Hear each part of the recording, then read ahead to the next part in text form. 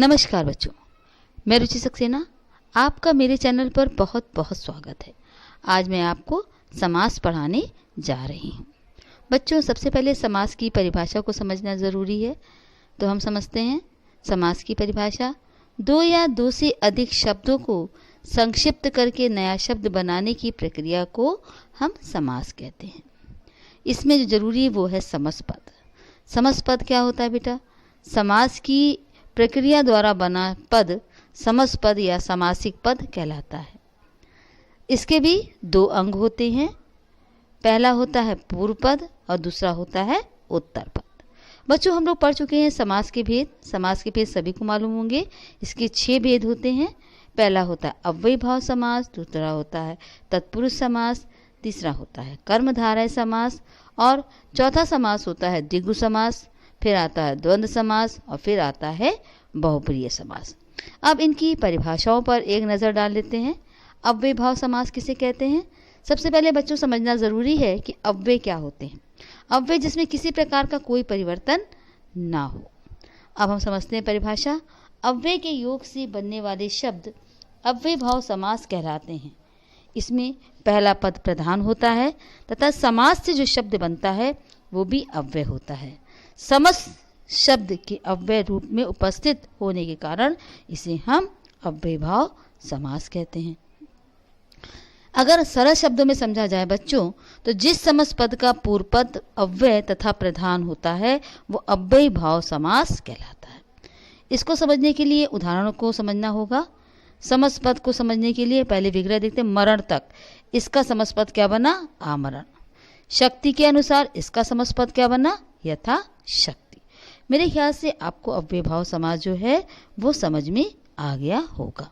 अब हम लोग देखते हैं तत्पुरुष समास। जिस समस्त पद में उत्तर पद प्रधान हो तथा पूर्व पद गौण हो और समस्त पद में परसर्ग लुप्त हो जाए वो तत्पुरुष समास कहलाता है। तो अब इसको भी उदाहरण समझ लेते हैं। देखिए यहाँ पर विग्रह है देश को गया हुआ। अब यहाँ पर को परसर्ग का लोप हो गया, समस्त पद बना देशगत। रोग से मुक्ति से परसर्ग का लोप हो गया, शब्द बना रोग मुक्त। सूर द्वारा रचित, द्वारा का लोप हो गया, शब्द बना सूर रचित। प्रयोग के लिए शाला, के लिए का लोप हो गया, शब्द बना प्रयोगशाला। रण में वीर, में का लोप हो गया, शब्द बना रणवीर। आप पर बीती, यहाँ पे पर का लोप हो गया और शब्द बना आप बीती। बच्चों, तत्पुरुष समास के लिए कारक चिन्हों को समझना भी बहुत ज़रूरी है। मेरे हिसाब से आप लोग क्लास 6 से पढ़ रहे हैं तो आप लोगों को कारक चिन्हों का अच्छा ज्ञान होगा। अब हम लोग देखते हैं कर्मधारय समास। कर्मधारय समास की परिभाषा क्या है? जिसका पहला पद विशेषण और दूसरा पद विशेष होता है अथवा एक पद उपमान और दूसरा पद उपमेय होता है, उसे हम कर्मधारय समास कहते हैं। सबसे पहले हमें बताएं कि विशेषण क्या होता है। जो संज्ञा और सर्वनाम की विशेषता बताता है उसको हम विशेषण कहते हैं। और विशेष क्या होता है बच्चों? विशेषण जिस शब्द की विशेषता बताता है उसे हम विशेष्य कहते हैं। तो यहाँ पर दोनों का उदाहरण समझना ज़रूरी है। पहले हम विशेषण और विशेष्य का उदाहरण समझेंगे। हमारे पास समस्त पद है नीलांबर। हम इसका विग्रह करेंगे। नीला है जो अंबर, तो यहाँ पर हमने विशेषण और विशेष रखकर विग्रह किया, तो यहाँ पर इसका उदाहरण हुआ। अब उपमान और उपमेय का उदाहरण देखिए। कमल नयन, कमल के समान नयन। मेरे ख्याल से आपको ये समास समझ में आ गया होगा।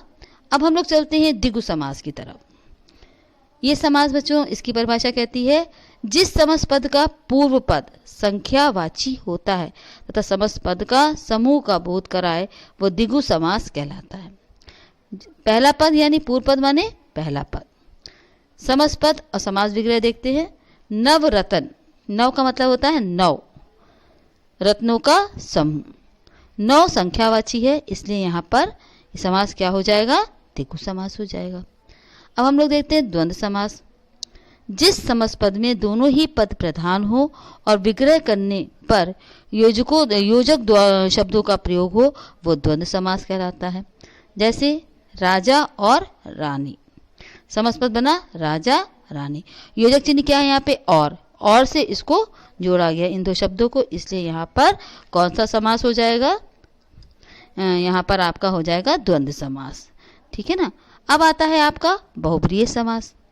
जिस समस्त पद में कोई भी पद प्रधान नहीं होता बल्कि दोनों पद मिलकर किसी तीसरे अर्थ को प्रकट करते हैं, वो बहुब्रीहि समास कहलाता है। जैसे कि उदाहरण देखिए, शब्द है पीताम्बर, समास विग्रह क्या हो जाएगा, पीला है अंबर जिसका, एक नया अर्थ उत्पन्न हो रहा है अर्थात कृष्ण, इसलिए यहाँ पर बहुब्रीहि समास है। बच्चों, कर्मधारय समास तथा बहुब्रीहि समास में बहुत थोड़ा सा अंतर है, उसको समझना जरूरी है। अब हम इसके अंतर को समझ लेते हैं। कर्मधारय समास में पदों में विशेषण और विशेष या उपमेय उपमान का संबंध होता है, जबकि बहुब्रीहि समास का कोई भी पद प्रधान न होकर किसी तीसरे विशेष अर्थ की अभिव्यक्ति करता है। विशेषण और विशेष हम आपको समझा चुके हैं, अब इसको उदाहरण से समझते हैं। शब्द है पीताम्बर, जब कर्मधारय समास यहाँ पर करेंगे तो इसका विग्रह किस प्रकार से होगा, पीत है जो अंबर, विशेषण और विशेष आ गया यहाँ पर, तो ये कर्मधारय समास हो गया।